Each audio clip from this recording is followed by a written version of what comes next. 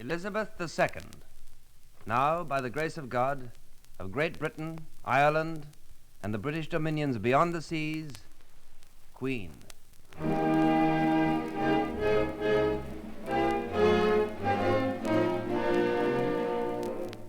I declare before you all that my whole life, whether it be long or short, shall be devoted to your service and the service of our great imperial family to which we all belong.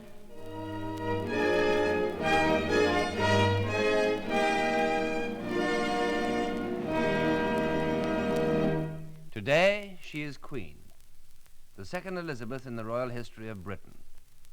That voice you heard was the voice of a princess who had just reached her 21st birthday. On that occasion, Elizabeth made a solemn promise that when she should be queen, her entire life would be devoted to public service and imperial duty. Almost 6 years after that pledge, the promise suddenly became a reality. This is London. It is with the greatest sorrow that we make the following announcement. It was announced from Sandringham at 10:45 today, February the 6th, 1952, that the King, who retired to rest last night in his usual health, passed peacefully away in his sleep early this morning.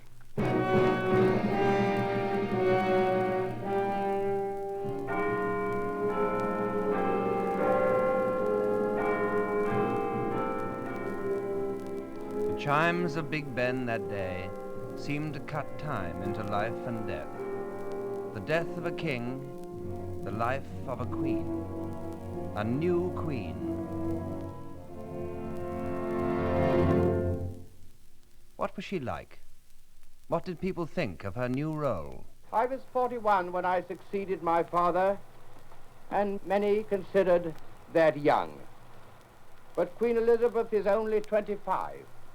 How young to assume the responsibilities of a great throne in these precarious times.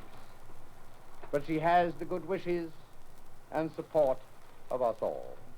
That was the Duke of Windsor. Another who knew the meaning of state responsibility was Mrs. Franklin Delano Roosevelt. I cannot help but feel also that the responsibility of being queen has come very soon to Princess Elizabeth, and I give her great sympathy in having to take such a heavy responsibility so young. I am sure she is admirably fitted to carry it out, however. May her father's memory help her in the years to come. From the American Secretary of State, Dean Accession. May God bless the young queen and grant her the strength and wisdom to fulfill her high responsibilities as her father did before her. May her reign be long and her peoples prosper throughout it. And the President of the United States, in speaking to the princess before her father's death, quoted his own daughter. Margaret tells me that whenever anyone becomes acquainted with you, they immediately fall in love with you. But it remained for Winston Churchill to salute the second Elizabeth with the glorious history of British queens. The Prime Minister said, "Famous have been the reigns of our queens. Now that we have a second Queen Elizabeth, also ascending the throne in her 26th year, our thoughts are carried back nearly 400 years to the magnificent figure who presided over and in many ways embodied and inspired the grandeur and genius of the Elizabethan age."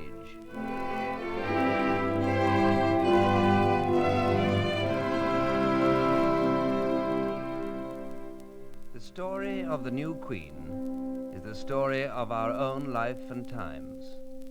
When Buckingham Palace celebrated her birth on April 21st, 1926, a young writer by the name of F. Scott Fitzgerald was recording a new and brilliant commentary on the jazz age. Germany was admitted to the League of Nations, and the colorful figure of Babe Ruth made the American home run an international byword. Those were the days of Prohibition, Picasso, and prosperity. The next year, as the infant Elizabeth toddled before the proud Duke and Duchess of York, Lindbergh and the spirit of St. Louis captured the fancy of the world, and the motion pictures were learning to talk along with the royal child. On both sides of the Atlantic, flaming youth was dancing to the torrid tune of the Charleston.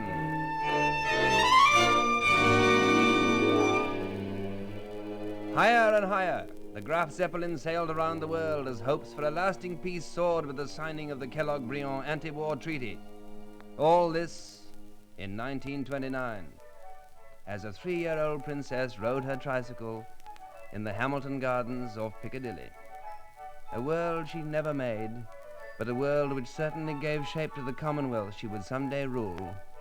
This Commonwealth, which in the fall of '29 shared with America the winter of discontent.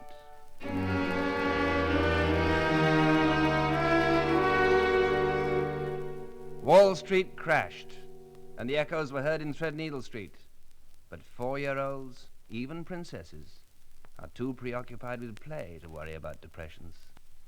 The Chronicle of the Times tells us that a sister was born to Elizabeth, the Princess Margaret Rose. 1930. That was the year the French evacuated the Rhineland, that the British dirigible R-101 crashed and killed 47 crewmen and officers. That was the year Elizabeth was child enough to call George V Grandpapa England. By the time she was 6 years old, the radio brought the world into the royal palace. First of all, let me assert my firm belief that the only thing we have to fear is fear itself. That was the voice of a new president. A new promise was in the making. But there was another voice we remember, with a promise few of us recognized. 1000, wieder 2 41.000, dann 62.000, dann 78.000, jetzt sind es 90.000, 107.000, 137.000 und heute 200.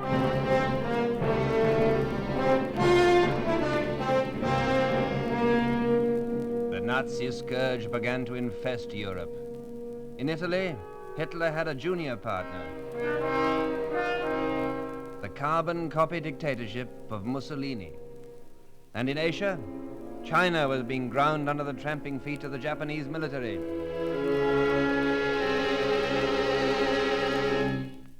All of these events shaped the future of Princess Elizabeth and our own.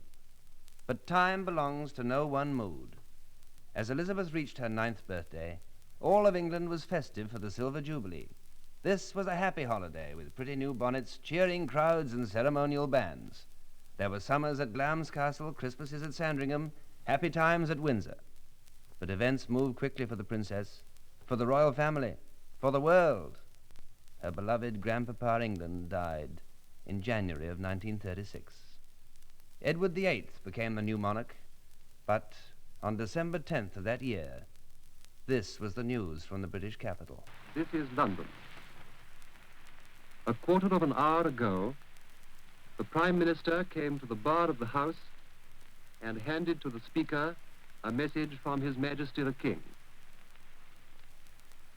I, Edward VIII of Great Britain, Ireland, and the British dominions beyond the seas, King, Emperor of India, do hereby declare my irrevocable determination to renounce the throne for myself and for my descendants, and my desire that effect should be given to this instrument of abdication immediately.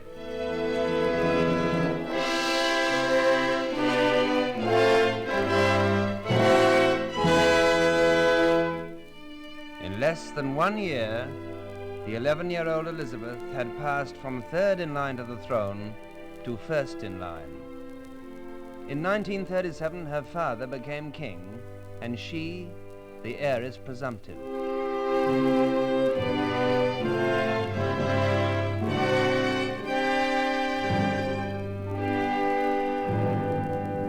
The royal coronation that year was set against a backdrop of pomp and splendor, but also against the civil war in Spain, against Hitler's repudiation of Germany's war guilt, against Italy's withdrawal from the League of Nations.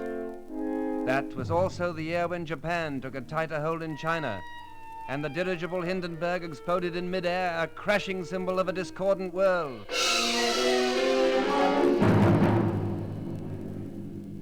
Recall the events quickly, for memory presses time into a small capsule. As the Princess Elizabeth learned the ways of the royal court, Hitler smeared Austria with a swastika.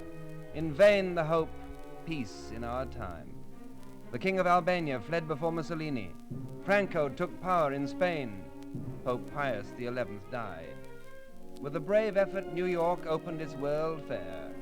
Its most distinguished visitors, the King and Queen of England. 3 months after the royal couple returned to London, Hitler marched into Poland.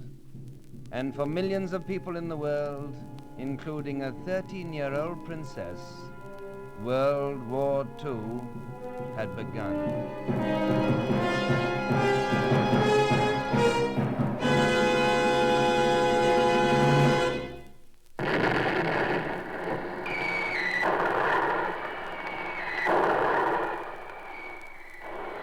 The Battle of Britain. Wave after wave of German bombers battered the island. Landmarks toppled, but Britain stood firm. Many children were evacuated, some to Australia, others to America and New Zealand. The Nazi Goebbels claimed that the 2 royal princesses had fled to Canada. But from England, on a night in October of 1940, came a young, clear, and resolute voice. All of us children who are still at home think continually of our friends and relations who have gone overseas. I know you won't forget us. It is just because we are not forgetting you that I want, on behalf of all the children at home, to send you our love and best wishes, to you and to your kind hosts as well. We know, every one of us, that in the end all will be well, for God will care for us and give us victory and peace.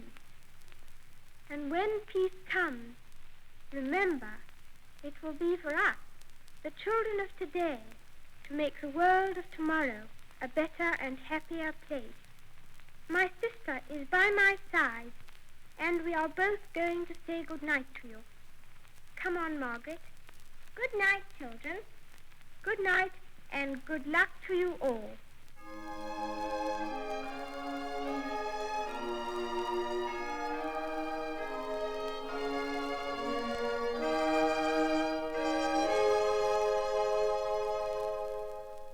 The good night sounded by Princess Elizabeth in her first radio appearance, a message of hope. Hope also came from another quarter during the Battle of Britain. The other day, President Roosevelt gave his opponent in the late presidential election a letter of introduction to me. And in it he wrote out a verse in his own handwriting from Longfellow. Sail on, O ship of state. Sail on, O Union strong and great. Humanity, with all its fears, with all the hopes of future years, is hanging breathless on thy fate. What is the answer that I shall give in your name to this great man? Give us the tools, and we will finish the job.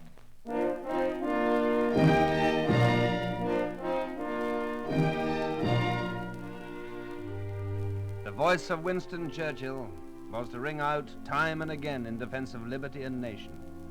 Nor was he alone.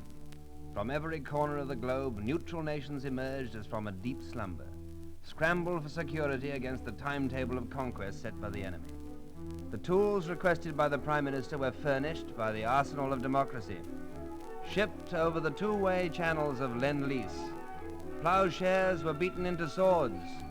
In Washington, Secretary of War Stimson dipped into a fishbowl and drew out a number in the first peacetime conscription in the United States. On December 6, 1941, President Roosevelt appealed to Emperor Hirohito to avoid a conflict in the Pacific. The next day, the rising sun of Japan showered its bombs on Pearl Harbor.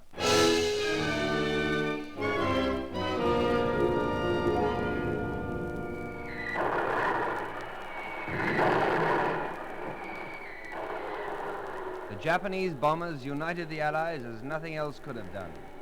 Nor did the Luftwaffe succeed in sinking the island fortress of Britain.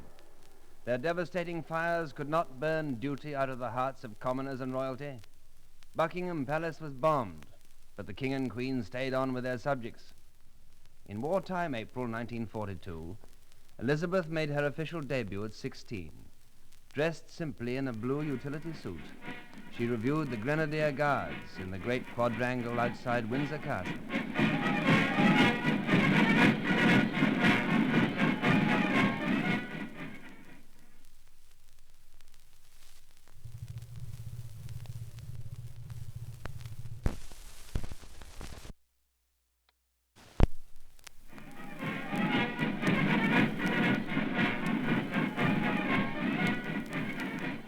That same week, wearing her Girl Guide uniform, along with 250,000 other Britons of her age group, the heiress presumptive registered under the National Service Programme.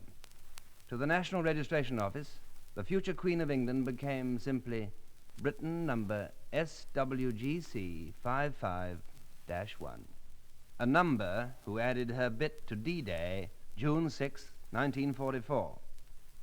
King George VI marked this date with a shortwave broadcast from London. 4 years ago, our nation and empire stood alone against an overwhelming enemy with our backs to the wall. Less than a year later, Princess Elizabeth, now past her 19th birthday, heard her father proclaim victory in Europe. We kept faith and unity with our great allies. That faith, that unity have carried us to victory through dangers which at times seemed overwhelming. So let us resolve to bring to the tasks which lie ahead the same high confidence in our mission. The task that lay ahead was won in due time. Peace, though an uneasy one, once again came to Britain and to the young princess. With the rigors of war set aside, Elizabeth looked to the future, as a princess well might, and resumed her courtship with a handsome young prince she had met during a visit to the Royal Naval College, Dartmouth, in 1939. A courtship which brought joyful news to all the family of British nations. Buckingham Palace, July the 19th, 1947. It is with the greatest pleasure that the King and Queen announce the betrothal of their dearly beloved daughter, the Princess Elizabeth, to Lieutenant Philip Mountbatten, Royal Navy, son of the late Prince Andrew of Greece and Princess Andrew, Princess Alice of Battenberg, to which union the King has gladly given his consent. Wherever they went, the handsome couple drew cheers and good wishes. She was radiant, happy with her future husband, happy to share with him their frequent visits about the countryside. I am so happy that on this, my third visit, my future husband is by my side.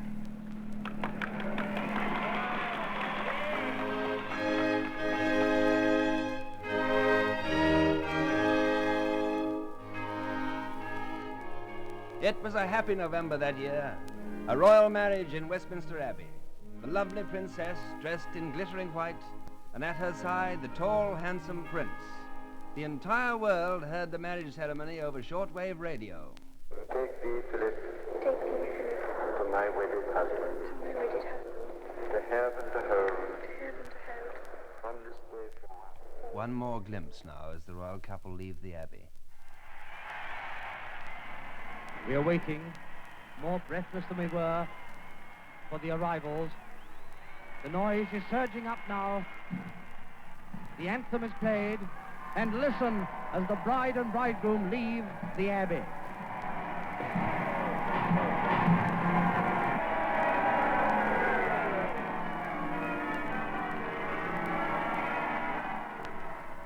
Carefully, she steps into the coach. A long, lovely, shining white train is folded in behind her. The Duke of Edinburgh puts on his cap, standing waiting. All the crowds are on tiptoe now, with laughter and smiles on every face. The escort holds itself ready, the signal is given, and the journey back to Buckingham Palace past the cheering crowds of people begins. as the coach leaves the west door of the Abbey and turns towards Parliament Square.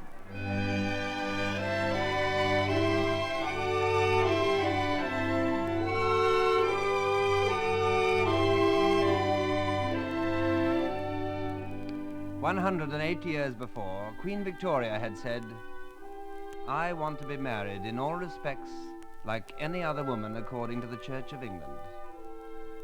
Elizabeth, in the hearts and imaginations of all observers, had fulfilled this honest wish to marry for love. The London Times said of this wedding, 'a family event transacted in the bosom of history.' The husband, Prince Philip, as gallant in his war record as he is modest. This is Prince Philip to the Lord Mayor of London. Since the last war, you have taken the opportunity of honouring those men who are principally responsible for the Allied victory. All of them were great leaders of men, whether in Parliament, in civil life, or in the field of battle. But, my Lord Mayor, in every kind of human activity, there are those who lead and there are those who follow.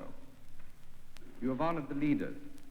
Now, if you will allow me, I would like to accept the freedom of this city, not only for myself, but for all those millions who followed during the Second World War.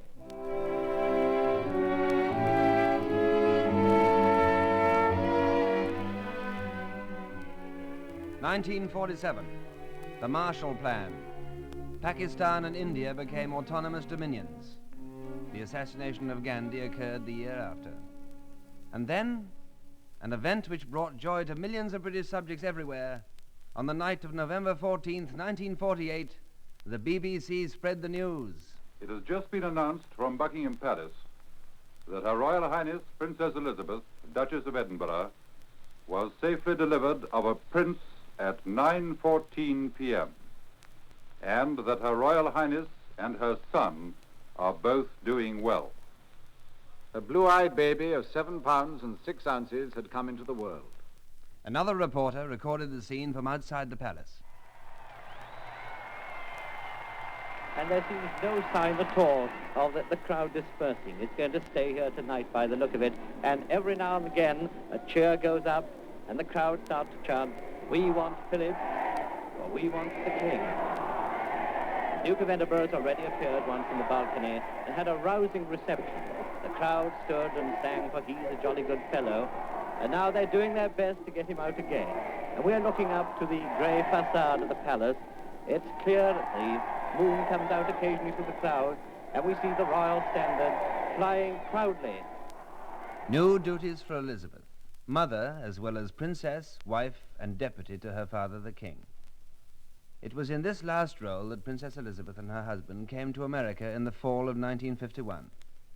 Leaving behind their family, Princess Anne had now joined the little Prince Charles, the royal couple visited Canada. There they traveled from one end of the Dominion to the other, making friends wherever they went. Their visit a bond of friendship between the two great countries. Then, southward to the United States, where they met President Truman in Washington.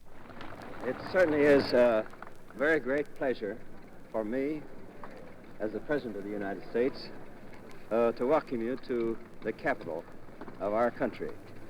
And on behalf of the government and the people of the United States, I bid you a most hearty welcome.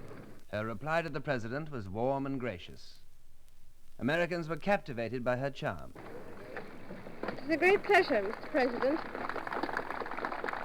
for my husband and me to be visiting you here in Washington. During our trip through Canada, I heard much of the warm goodwill shown by the people of the United States towards the people of Canada. And I am glad that before sailing for England, we are to have this chance of seeing at least something of the country with which the whole British Commonwealth has so many friendly ties. Free men everywhere look towards the United States with affection and with hope. The message that has gone out from this great capital city has brought help and courage to a troubled world. In that other proud capital where I live, and in Canada from where I have just come, we also are determined to work with all our strength for freedom and for peace. One of the mementos left behind by the royal couple is an antique candelabra, a gift from King George VI to President Truman as presented by the princess. It was the king's wish that it be a part of the White House restoration. We are glad to join with you in celebrating its restoration. And my father, who has many happy memories of his own stay in the house, has wished to mark the event with a personal gift. It gave the king great pleasure when he found the overmantel, which is before you now. The work of 18th century artists, and embodying the finest British craftsmanship, it seems perfectly suited for the place which it will occupy. It gives me great pleasure, on behalf of my father, to present this overmantel to you. It is his hope, and mine, that it will be a welcome ornament to one of your proudest national possessions, and that it will remain here as a mark of our friendship, so long as the White House shall stand. A mark of friendship. It was to make another such mark that the royal couple left London early in February of 1952 for a tour of the Commonwealth nations. The king, who had been very ill, saw them off at the airport. As he waved goodbye, Elizabeth turned, took one last anxious look at her father, and then stepped into the 4-engine Argonaut, bound for Kenya, the first leg of their 5-month tour.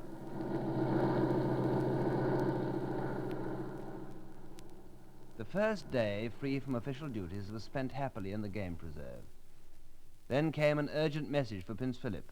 After confirming by telephone with London the news which he had just received, Prince Philip gently led the princess to the edge of a still river, and there, in the hush of a hot African afternoon, he told her that her father, the king, was dead.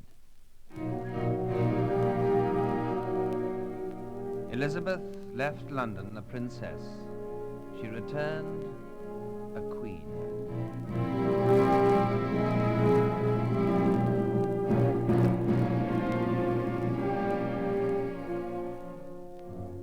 The funeral procession of a king. All of Britain, all of the Commonwealth in mourning, and in the streets of London, the slow, heavy march.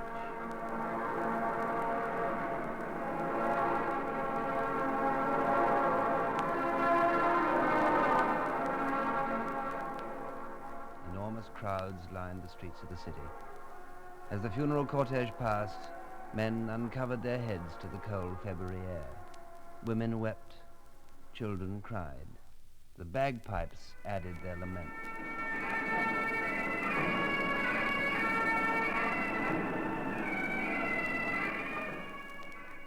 At the steps of St. George's Chapel, the Archbishops of Canterbury and York waited for their king. It was from there that for 2 minutes silence ruled over the land. Then, as the doors of the chapel swung open, the hushed voice of an observer described the scene. And now, here comes Her Majesty the Queen, stepping down to stand at the foot of the steps. She turns to see her mother beside her. And the Queen, very pale, heavily veiled. And the Queen Mother, in whose thoughts she is for all of us, and whose deep sympathy she has from every woman in this country today. The Queen Mother, Princess Margaret, and the Princess Royal follow behind the coffin as it comes to the top of the steps.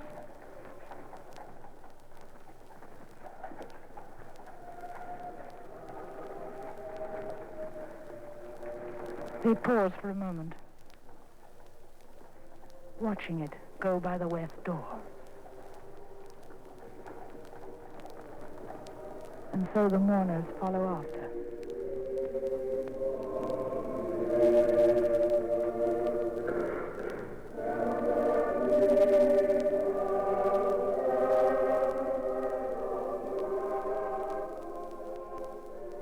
And he shall wipe every tear from their eyes, and death shall be no more. After the committal and prayers, the Garter King of Arms voiced the styles from a parchment scroll.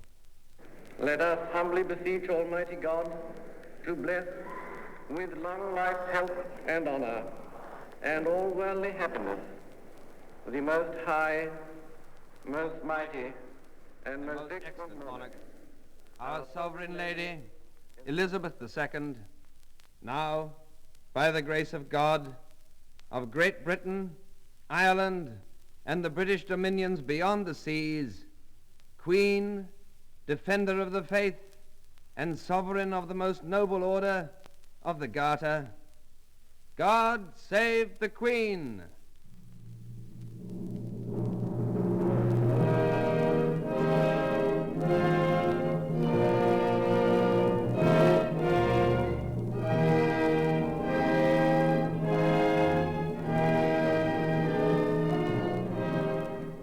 I declare before you all that my whole life, whether it be long or short, shall be devoted to your service and the service of our great imperial family to which we all belong.